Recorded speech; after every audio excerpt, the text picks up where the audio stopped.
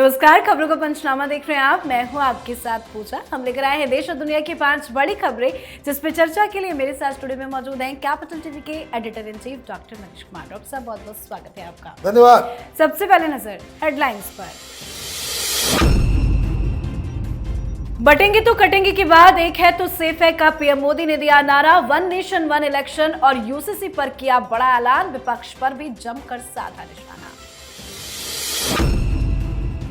Donald Trump ने दी दिवाली की बधाइयां। पीएम मोदी को बताया अपना खास दोस्त। बांग्लादेश में हिंदुओं पर हो रहे अत्याचार की ट्रंप ने की कड़ी निंदा। कमला हैरिस और बाइडेन को भी खूब सुनाया। गारंटी से पीछे हटने पर कर्नाटक सरकार की कांग्रेस अध्यक्ष मल्लिकार्जुन खड़गे ने की जमकर खिंचाई। कहा उतनी ही गारंटी का वादा करें जितना दे सके। महाराष्ट्र विधानसभा चुनाव को लेकर गहमागहमी चरम पर। उद्धव ठाकरे की नाराजगी से कांग्रेस बैकफुट पर। कांग्रेस के कई उम्मीदवार अपना नामांकन लेंगे वापस।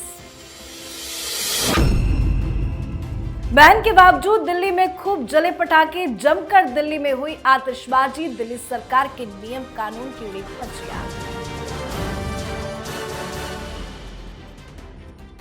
खबरों की शुरुआत में सबसे पहले बात बटेंगे तो कटेंगे के बाद बुलंद हो रहे नारे एक है तो सेफ है की। दरअसल दिवाली के मौके पर प्रधानमंत्री नरेंद्र मोदी गुजरात पहुंचे और उन्होंने सरदार वल्लभ भाई पटेल की जयंती पर उनको श्रद्धांजलि दी। यहां अपने भाषण में प्रधानमंत्री मोदी ने एक लाइन बोली जिसकी चर्चा जबरदस्त हो रही है। पीएम मोदी ने कहा कि एक है तो सेफ है का विरोध करने वालों को देश की एकता अखर रही है।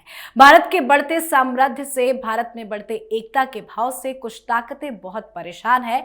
भारत के भीतर भी और बाहर के लोग भी, ऐसे लोग भारत में अस्थिरता फैलाने की कोशिश कर रहे हैं।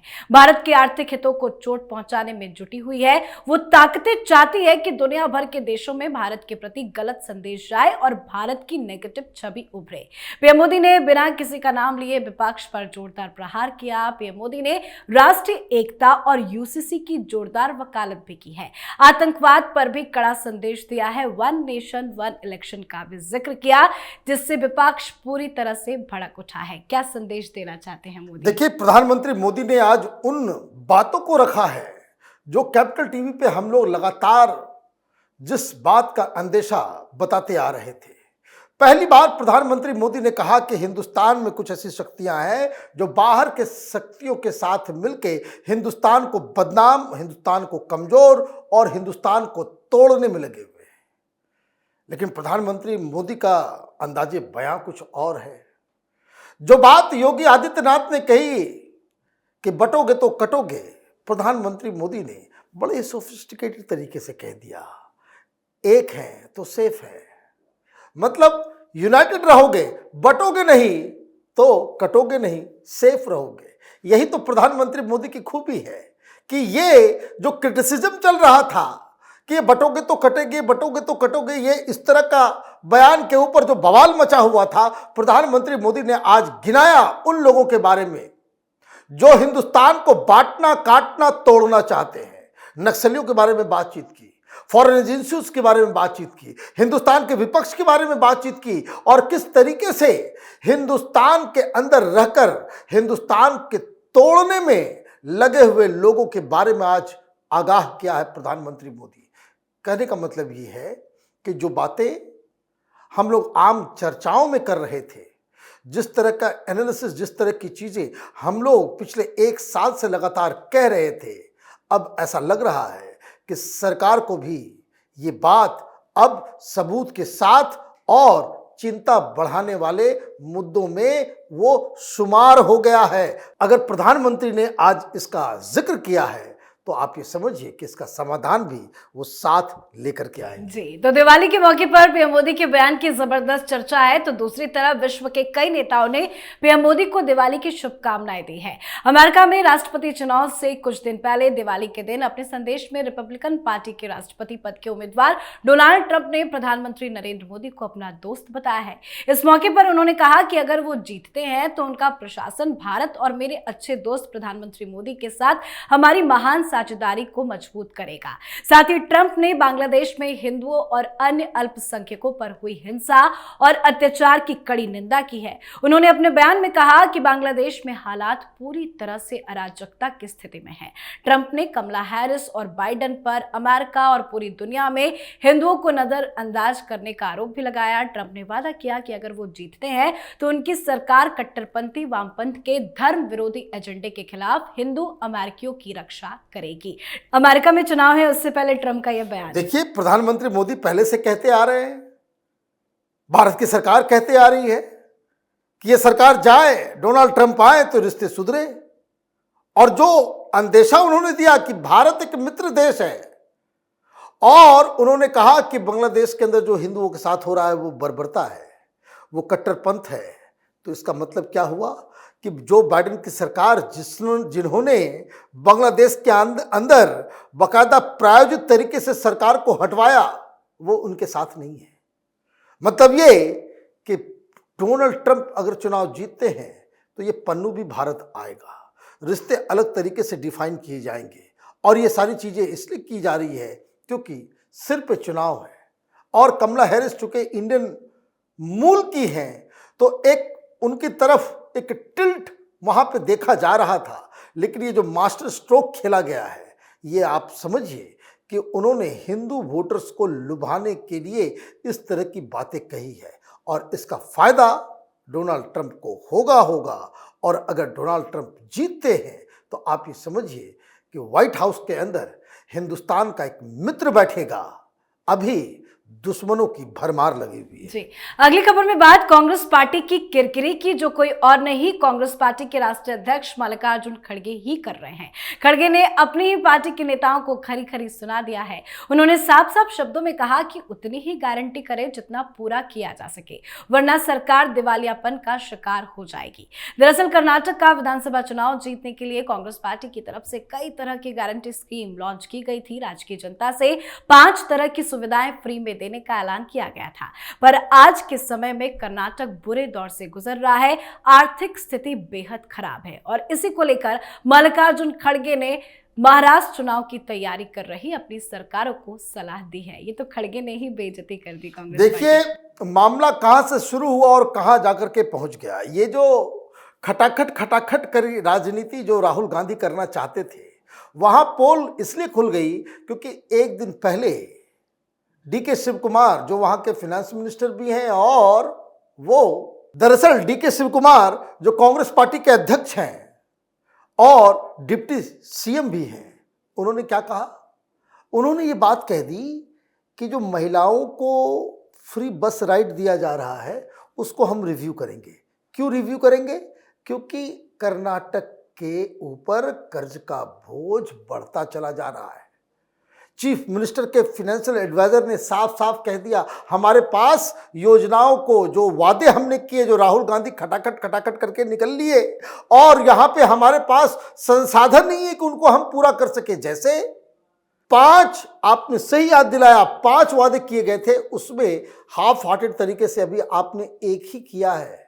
बाकी सब चीजें जो पहले से थी वो भी बंद हो रही हैं। और इसका मतलब ये हुआ कि जब ये बयान आया तो बयान के बाद प्रेस कॉन्फ्रेंस होना था, क्योंकि वहाँ पे बार बार दिल्ली से नेताओं का जाना आना लगा हुआ है, क्योंकि ऑलरेडी भ्रष्टाचार के मामले में ये लोग फंसे हुए हैं। सरकार कब रहेगी, कब गिरेगी, कैसे विस्फोट होगा, ये सारी बातें तो चली रही थी। लेकिन पब्लिक के सामने, मीडिया के सामने उन्होंने ये बात कह दी कि भाई वादा वही करो जो निभा सकते हो। मतलब आपने उन वादों को जनता के सामने आपने उसकी घोषणाएं कर दी जिसको आप वादा पूरा नहीं कर सकते।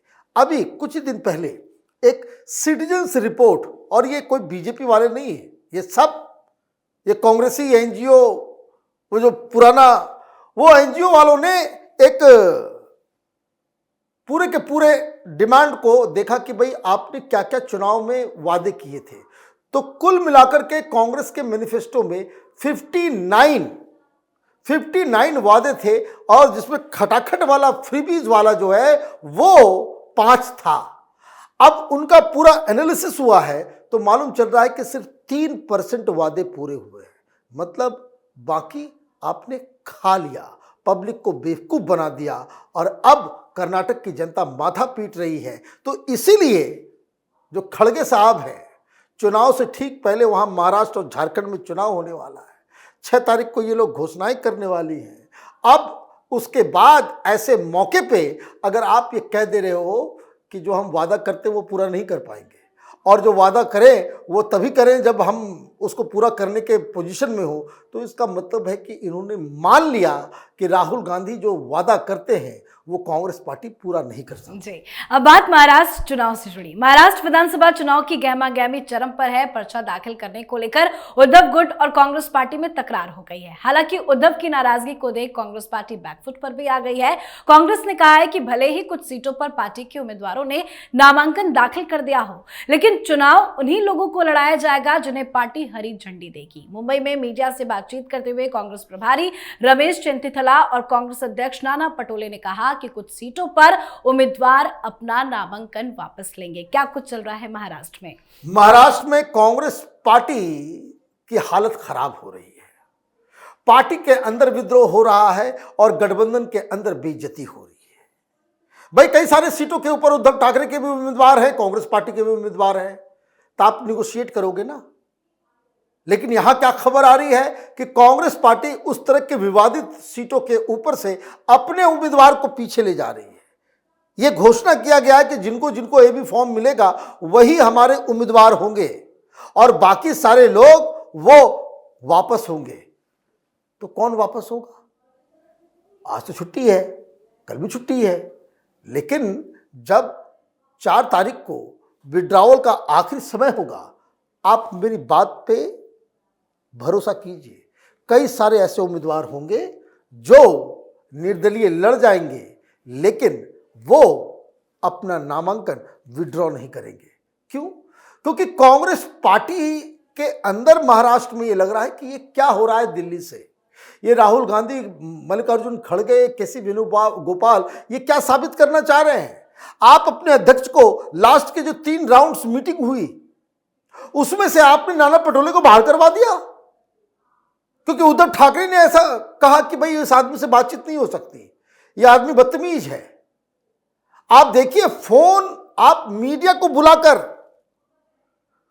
संजय राउत आपके अध्यक्ष को वो सी वर्ड का इस्तेमाल कर रहे हैं और आप उनके दबाव में आकर के एक के बाद एक भस्मासुरी फैसले का मतलब कि सेल्फ इन्फ्लिक्टिंग डिसीजंस जो है आप ले रहे हैं। तो कांग्रेस पार्टी ये राहुल गांधी की सनक में कि उनको एक ग्लोबल जननायक बनना है, उस चक्कर में कांग्रेस पार्टी को लगातार ये कमजोर करने में जुटे हुए हैं। जी, आज की आखिरी खबर में बात दिल्ली की दीपावली की। दिल्ली में बीते करीब 1 महीने से प्रदूषण खतरनाक स्थिति में पहुंच गया है। अक्टूबर का महीना शुरू होते ही दिल्ली में AQI 300 के करीब पहुंचने लगा था। लगातार खराब होते प्रदूषण स्तर को देख दीपावली के मौके पर इस बार भी दिल्ली की सरकार ने पटाखों पर बैन लगा दिया। केजरीवाल ने खुद जनता से अपील की कि पटाखे ना फोड़े जाए, पर बैन के बावजूद भी दिल्ली में जमकर आतिशबाजी हुई है। खूब बम पटाखे फोड़े गए हैं। सरकार के नियम और कानून दोनों की खुलेआम धज्जियां उड़ा दी गई है। वहीं लोगों ने आग के दिया जलाओ अभियान की भी परवाह नहीं की। पूरी दिल्ली में पूरब से लेकर पश्चिम और उत्तर से दक्षिण तक जमकर बम पटाखे फोड़े गए हैं। सारे नियम कानून ताक पर। भाई आप मूर्खता करोगे तो यही होगा, और ये मैं कोर्ट से भी गुजारिश कर रहा हूं, ऐसे आदेश पालन माने आपको जारी नहीं करने चाहिए जो आउटराइटली पब्लिक जो है वो उसके खिलाफ आ जाए। इससे आपकी साख भी जाएगी। ये कोर्ट के लिए था, ये नेताओं के लिए तो कोई माने मतलब नहीं है। ये तो मुसलमानों को खुश करने के लिए, वोट बैंक पाने के लिए आपने कह दिया कि भाई नहीं होगा। दूसरा कारण यह था इस घोषणा के कि आपको जब कोर्ट से डांट पड़ेगी कि भाई क्यों नहीं आपने किया, तो आप कहोगे कि देखो हमने तो अपील की थी। भाई पराली जल रहा है पंजाब के अंदर में, पहले उसको रुकवाओ, तब फिर दिल्ली के लोगों को पटाखा फोड़ने से आप मना करो। चारों तरफ लोगों ने रिएक्शन में कि ये क्या तरीका है कि हिंदू पर्व त्योहार में ही तमाम तरह की पाबंदियां, होली आने के बाद जो आप कहते हो कि ड्राई होली हो, पानी का इस्तेमाल मत करो, उससे पॉल्यूशन होता है। तो हर चीज में हिंदू ही भुक्तभोगी क्यों हो? ये जो कल चारों ओर जबरदस्त पटाखे दिल्ली के अंदर में, और वो एक रिएक्शन था, हिंदुओं की तरफ से एक जवाब था कि आप इस तरीके से हिंदुओं को पर्व त्योहार मनाने के समय ये जो विघ्न डालने का काम करते हो, ये अब बर्दाश्त में नहीं है।